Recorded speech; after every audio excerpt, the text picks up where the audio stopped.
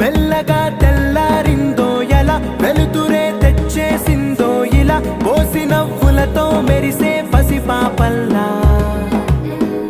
చేదతో బావులలో గలగల చెరువులో బాతుల ఈతల కళ చేదుగా ఉన్న వేపను నమిలే వేళ చుట్ట పొగ మంచుల్లో చుట్టాల పిలుపుల్లో